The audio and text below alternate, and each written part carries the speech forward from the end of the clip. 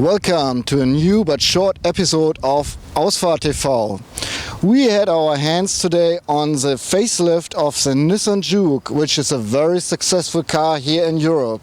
Nissan has sold 500,000 units and 30,000 alone just in Germany. We have the 1.2 liter gasoline engine in here that has 130 horsepower and a maximum torque of 190 Newton meter. Unfortunately, we didn't have much time to really drive around the city with a new Nissan Juke.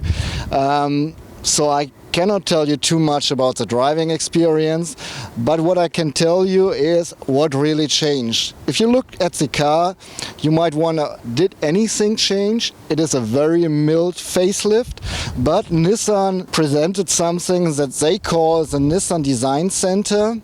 You are now able to configure your car, at least the colors, in all different ways. You can choose the body paint, of course, but as well something they call the pads, like here where the headlights are, or the caps of the rear mirrors. And you can maybe choose them white, like this car has, or yellow, green, whatever. Another option are the wheels, the color of the wheels.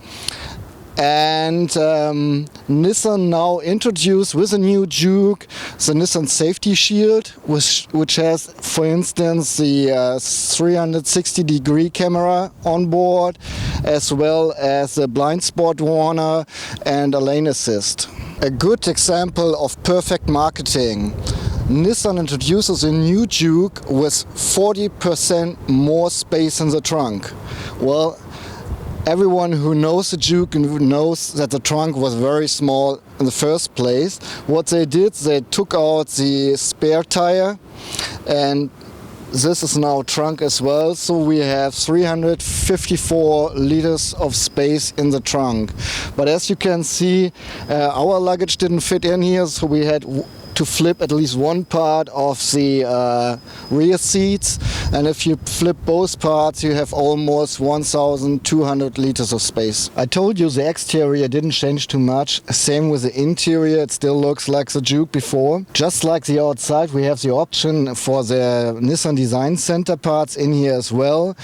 You see this is colored and the middle part is colored, and we have a color stripe in the seats. The seats, by the way, are really comfortable and even sporty, not as much as a car. Well, I mean, the car's not as sporty as the seats. So you can choose the color inside as well. It's a different option, and you can book the interior option separately from the outside options. The Nissan Juke is supposed to be a sporty crossover. Well, I told you this car has 130 horsepower and it drives as sporty as 130 horsepower allow you to drive. The steering could be much more direct. The suspension is kind of sporty. I would just call it stiff. The 6-speed manual transmission just works fine.